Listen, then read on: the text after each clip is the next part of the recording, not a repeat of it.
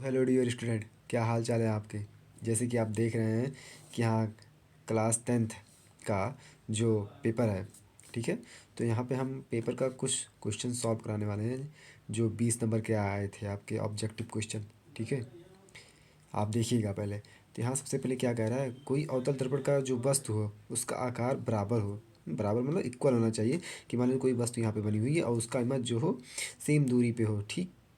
उसकी जो गोलीय दर्पण पे जब उसका पड़ेगा, ठीक है, इमेज, तो वस्तु से इमेज और इमेज के बाद वस्तु से सरफेस यानी कि दर्पण तक और दर्पण से इमेज तक की जो दूरी होगी वो कैसी होगी, तो बराबर होने चाहिए। इमेज जो हो वास्तविक बने, ठीक है। प्रतिबिंब जो रहे वो उल्टा बने, ठीक है। तो वो वस्तु की स्थिति क्या हो सकती है, तो जैसे कि हम जानते हैं कि इन सभी में वक्रता केंद्र पे जब रहेगा, ठीक है, वक्रता केंद्र पे जब इमेज बनेगी, कोई ऑब्जेक्ट रहेगा तो इमेज भी उसका वक्रता केंद्र पे ही बनेगा, लेकिन उल्टा बनेगा, ठीक है। तो यहाँ पे ये ऑप्शन सही हो जाएगा आपका तीसरा, ठीक है। वक्रता केंद्र पर ही आपका बनेगा।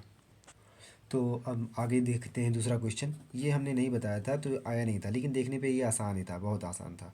तो यहाँ पे क्या पूछा गया है दूसरा क्वेश्चन में कि कोई श्वेत प्रकाश की किरण के प्रिज्म से गुजरने पर, ठीक है, यहाँ प्रिज्म है, गलत लिखा गया। प्रिज्म से गुजरने पर किस रंग का न्यूनतम विचलन विचलन होगा, ठीक है, मतलब बिखरेगा।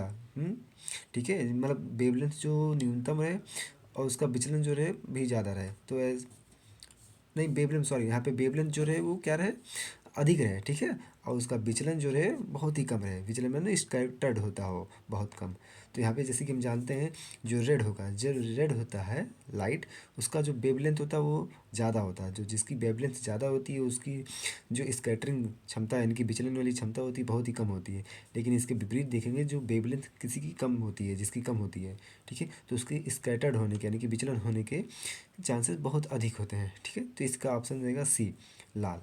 अब यहाँ पे बात करते हैं तीसरा, ये तो आया ही था। एक अवतल लेंस प्रयोग में आता है तो अवतल लेंस का प्रयोग करते हैं, जैसे कि हम जानते हैं निकट दृष्टि दोष के लिए, ये भी ऑप्शन सी ही सही है। तो निकट दृष्टि दोष के लिए हमें ये अवतल दर्पण का यूज करते हैं, ठीक। आगे देखते हैं, आँख में प्रवेश करने वाला प्रकाश की मात्रा को नियंत्रित कौन करता है, ठीक। तो आँख में प्रवेश करने के लिए जो हमारी होती हैं आँखों की जो जितने भी पार्ट्स होते हैं उनमें से जो ये पुतलियाँ होती हैं, ठीक है, पुतलियाँ, यही होता है जो प्रकाश की मात्रा को कंट्रोल करता है, ठीक है, कि कितनी प्रकाश जो होती है हमारे आँखों में एंटर करेगी, ठीक है। अब इसको समझाया नहीं जा सकता टोटल, काफ़ी ज़्यादा लंबी हो जाएगी, तो इसलिए हम शॉर्टकट में इसको बताते चलते हैं, ठीक है। अब यहाँ पे पाँचवा पाँचवा क्वेश्चन का क्या कहा गया है, तो देखिए विद्युत परिपथ में जो विद्युत परिपथ हो, कोई सर्किट हो, ठीक है, कोई मार्ग हो, उसमें विद्युत शक्ति होगा, उसका सूत्र क्या होता है। तो इसके लिए बहुत सारे जो हैं वो थोड़ा गलत भी लगाए हुए हैं, तो इसमें हमें ध्यान से देखना है। हमने बताया भी था कि जो कोई बताया हो या कहीं भी कुछ हेल्प किया गया हो तो उसके हिसाब से नहीं चलना चाहिए, अपने हिसाब से चलना चाहिए। तो यहाँ पे जो विद्युत परिपथ में विद्युत शक्ति का जो सही सूत्र होगा वो होगा ये, ठीक है, ठीक है। यहाँ पे आपको कन्वर्ट करना आना चाहिए, यहाँ पे कन्वर्टिंग लिखा गया है, तो कन्वर्ट करना जिसको मालूम होगा वो कर ले जाएगा। तो यहाँ P बराबर आई स्क्वायर आर है, ठीक है, ये फार्मूला लगेगा, ये करेक्ट ऑप्शन है, ठीक है, देख लीजिएगा आप। और दूसरा देखें, तो किसी विद्युत धारावाही सीधी लंबी परिनलिका हो, परिनलिका मतलब एक रिंग हो, ठीक है, कुंडली हो, परिनलिका के भीतर चुंबकीय क्षेत्र कैसा होगा, तो हम जैसे कि जानते हैं जब धारा किसी में जा रही है और परिनालिका है तो उसमें जो चुंबकीय क्षेत्र का उसके चारों तरफ लगेगा, ये एक समान लगेगा। तो बी ऑप्शन सही है यहाँ पे, ठीक है। अगला देख लेते हैं, तो यहाँ सातवां क्वेश्चन की बात करें, तो सातवां क्वेश्चन हम बात करें तो इसमें हम थोड़ा सा भी कन्फ्यूजन में भी है, इसको हमने देखा नहीं है कि क्या है, लेकिन हमारे हिसाब से ये इसका ऑप्शन जो है वो हम बता रहे हैं। यहाँ पे क्या पूछा गया, कोई भी एसी हो, प्रत्यावर्ती धारा हो, एसी, ठीक है, अल्टरनेटिंग करंट के बारे में बताया गया है, उसको आपूर्ति की आवृत्ति कितनी होगी। तो जैसे कि हम जानते हैं वो 50 हर्ट्ज ही होता है, ठीक है, लेकिन हम श्योर नहीं है कि यही है और हमने देखा भी नहीं कि क्या कितना है, लेकिन हम 50 हर्ट्ज ही जानते हैं, तो 50 हर्ट्ज बता रहे हैं। आपको अगर जो कुछ मालूम हो तो आप देख लीजिएगा, ठीक। अब अगला बात करें, केमिस्ट्री से यहाँ पे आया हुआ है, तो आर्सेनिक तत्व क्या है, तो तो आर्सेनिक यहाँ पे हम जानते हैं कि उपधातु होता है। हमने बताया भी था अपने बच्चों को जैसे कि यहाँ पे देखा जाए तो यहाँ पे बच्चे, सीता, गीता, आस्था, सबको टेनिस आता, तो सबको जो होता है आर्सेनिक एयस यहाँ पे हो जाएगा, वो उपधातु होता है। ठीक है, तो ये करेक्ट ऑप्शन है। अगला यहाँ पे देख लें तो अगला यहाँ पे क्या 9th में क्या पूछा गया, प्रोपेन क्या है। तो प्रोप मतलब होता है 3 कार्बन, जिसमें कार्बन कितना हो 3 हो। तो यहाँ पे देखेंगे, यहाँ पे भी काउंटिंग करेंगे, यहाँ पे भी काउंटिंग करेंगे, यहाँ पे तो मोस्टली देखा जा रहा है कि 3 है, लेकिन यहाँ पे कुछ ग्रुप्स कार्बन के अटैच भी हैं, तो ये इसको छोड़ के देखा जाए तो सबसे सही ऑप्शन ये है हमारे। ठीक है, प्रोपेन 3 कार्बन होते हैं और सब में सिंगल सिंगल बॉन्ड लगे हुए हैं, तो एन हो जाएगा प्रोपेन, ये ऑप्शन सही है आपका। फिर आप जाएगा 10th पे देखें तो 10th में ये कौन सी अपक्रिया कहलाएगी, फर्स्ट चैप्टर से आया हुआ है आपके। तो इसमें देखेंगे कि ये जो ऑक्सीजन है, ठीक है, ये एक ऐसा एलिमेंट से, एक सिंगल ऐसा एलिमेंट से जो रिप्लेस हो के इसके साथ अटैच हो गया है। ठीक है, तो इसमें क्या हुआ है कि एक ही एलिमेंट्स का क्या हुआ है, विस्थापन, ठीक है, ट्रांसफरिंग हुआ है और किसी अन्य एलिमेंट्स का नहीं हुआ है। तो यहाँ द्विविस्थापन नहीं होगा, कहीं कहीं कोई कुछ लोग द्विविस्थापन लगाए हैं, तो उसको नहीं देखना है। यहाँ पे सिंगल विस्थापन होगा। विस्थापन 2 टाइप्स के होते हैं, तो यहाँ पे केवल एक ही एलिमेंट्स का चेंजिंग हुआ है पोजीशन। ठीक है, तो यहाँ पे ये रहेगा सिंगल विस्थापन। ठीक, अब इसमें भी कुछ बच्चे गलत भी लगाए हुए हैं। ठीक है, यहाँ पे क्या है, आधुनिक आवर्त सारणी में दाहिने ओर बढ़ने पर तो क्या होगा, तो जैसे कि जानते हैं ऊपर से नीचे की ओर जाने पर हमारी परमाणु त्रिज्याएँ बढ़ती हैं। परमाणु त्रिज्या मतलब जब आकार बढ़ती है तो केंद्र से बाह्य शेल की दूरी भी बढ़ती है। ठीक है, तो दूरी बढ़ेगी तो यानी कि त्रिज्या यानी कि रेडियस बढ़ रही है, त्रिज्या यानी कि दूरी ही होता है। ठीक है, तो यानी कि जब लेफ्ट टू राइट जाते हैं तो हमारे जो होता है वो त्रिज्या और मेटलिटी, ठीक है, धात्विकता वो घटती है। ठीक है, लेकिन ऊपर से नीचे की ओर आएंगे तो बढ़ती है। तो यहाँ पे ये पहला ऑप्शन सही रहेगा आपका। अब इसमें बात करें, इसमें भी कुछ लोग कन्फ्यूजन में भी थे, तो इसमें हम बात करें कि जो एस्टिक एसिड होता है वो होता है सिरका बनाने में, इसका नाम ही है दूसरा हाँ सिरका। ठीक है, एथेनॉल जो होता है ये हमारा साबुन के निर्माण में किया जाता है। ठीक, कास्टिक सोडा जो होता है ये हो जाता है हमारे कपड़ा साफ करने में, और नहीं सॉरी, कास्टिक सोडा जो हो जाता है वो विकृत हो जाता है डिटर्जेंट में, और ये जो होता है अपमार्जक ये कपड़ा साफ करने में किया जाता है। ठीक है, तो इसका ऑप्शन कौन सा हो जाएगा, इसका ऑप्शन हो जाएगा हमारा बी, हम लगाए भी हैं यहाँ पे, बी ऑप्शन यहाँ पे सही रहेगा। ठीक, तो अगला हम यहाँ पे देख लेते हैं। यहाँ पे अब क्या कहा गया है, 25 डिग्री सेंटीग्रेड ताप पर शुद्ध जल का पीएच मान कितना होगा। तो 25 डिग्री के हम जानते हैं अवगत होना चाहिए, 24 लिखा हो या 25 लिखा हो, नॉर्मली 24 होता है। तो जो एक नॉर्मल टेम्परेचर होता है यानी कि जिसे रूम टेम्परेचर कहते हैं, वो क्या होता है, नॉर्मल टेम्परेचर पे क्या होता है, कोई भी जल या कोई भी चीज़ें अपनी रियल स्टेट में ही होती हैं, जिसका जो नेचर होता है वही होता है। तो ऐसे ही बोला गया कि 25 डिग्री ताप पर शुद्ध जल का पीएच मान कितना होगा, तो बहुत ही आसान है, 7 ही होता है, यानी कि उदासीन ही होगा। अब बायो से आ जाते हैं, बायो से कुछ लोग काफ़ी गलत किए हुए हैं। ठीक है, कुछ लोग के बताने में भी गलती हुआ है, कुछ लोग का काफ़ी मिस हुआ है। तो इसमें बताए भी थे कि बच्चों को कि अपने हिसाब से देख के करना एग्ज़ाम में, किसी और के भरोसे मत रहना। नहीं आता हो तो जो अपने हिसाब से कुछ भी कर सकते हैं। ठीक है, लेकिन यहाँ पे देखिएगा आप, तो यहाँ पे क्या है, प्रकाश संश्लेषण। ठीक है, प्रकाश की हेल्प से संश्लेषण माने निर्माण करना।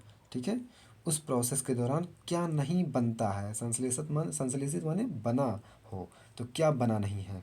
ठीक है, तो यहाँ प्रकाश की हेल्प से जब प्लांट जो होती है वो जब ऊर्जा का निर्माण करती है, एनर्जी का निर्माण करती है, तो उस दौरान क्या नहीं बनता है। तो हम जैसे कि जानते हैं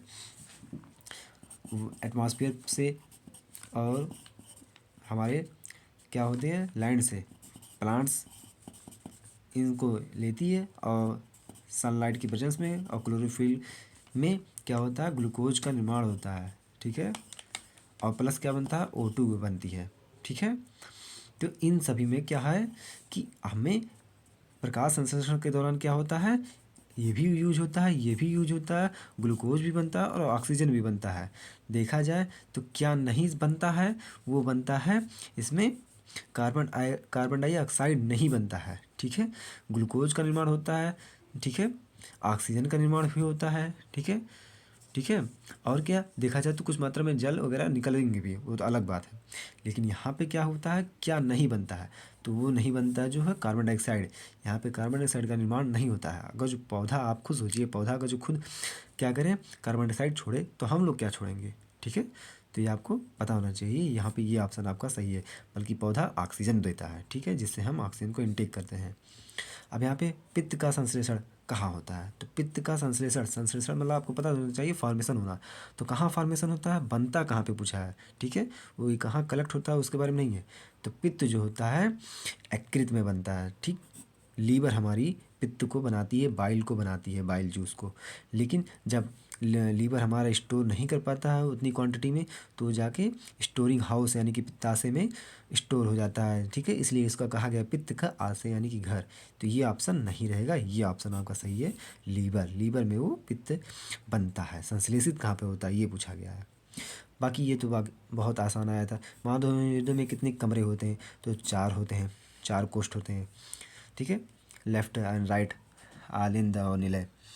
अब यहाँ पे पूछा गया पुनरुद्भवन, इसमें भी बहुत लोग गलती किए हुए हैं।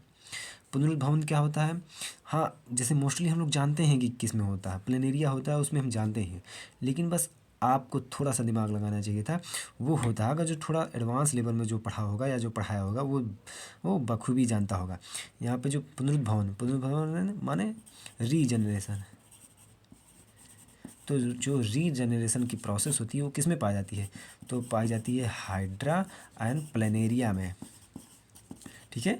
यानी कि ऑप्शन हमारा ये सही है, हाइड्रा और प्लेनेरिया में रीजनरेशन की प्रोसेस पाई जाती है। मोस्टली किताबों में प्लेनेरिया ही पढ़ाया जाता है, लेकिन नहीं, ये भी एडवांस लेवल में जाएंगे तो पाया जाएगा। इसमें नॉर्मली मुकुलन ही पाया जाता है जैसे कि हम लोग जानते हैं। लेकिन जब इसमें आगे हम एडवांस लेवल में पढ़ेंगे तो उसमें पता चलेगा कि इसमें रीजनरेशन भी पाया जाता है। तो आपका ऑप्शन ये सही है। अब इसीलिए कहा था कि बायोलॉजी में ध्यान से देखिएगा, काफ़ी लोग कन्फ्यूजन भी रहते हैं, तो उल्टा सीधा हो जाता है। अब यहाँ पे अगला क्या है, पत्तियों में कायिक जनन। कायिक माने होता है बॉडी के द्वारा जो जनन हो जाता है, यानी कि एक कायिक माने बॉडी होता है, तो बॉडी यानी कि पौधों की बात कर रहे हैं। पौधों में जो रिप्रोडक्शन की प्रोसेस होगी, यानी कि एक जनरेशन से दूसरा जनरेशन कैसे निर्माण होगा, ठीक है, वो पूछा जा रहा है। तो इसमें पत्तियों के द्वारा एक जनरेशन से दूसरा जनरेशन का निर्माण कैसे हो, तो जैसे कि जानते हैं चना में, आलू में, इन सब में तो उसके टहनी है, उसके भाग, ठीक है, कंद वगैरह ये सब लगते हैं। गुलाब में टहनी लगती है। लेकिन जो ब्रायोफिल्म होता है इसकी पत्ती में कुछ आँख पाई जाती हैं, कक्षस्थ कलिका है, ठीक है, बर्ड्स एक तरीके से होते हैं, उसमें होता है ये, ठीक है। तो आपका ऑप्शन ये सही है। अब डार्विन जो है वो उन्होंने एक थ्योरी दिया था।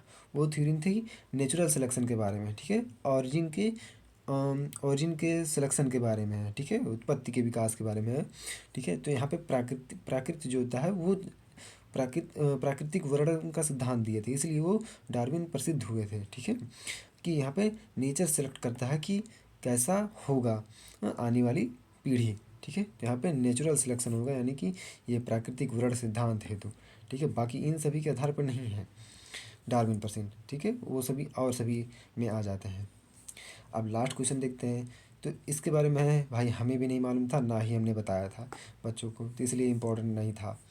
तो आगे देखते हैं क्या कहा गया है कि किस देश को पवनों का देश कहा जाता है, ठीक है।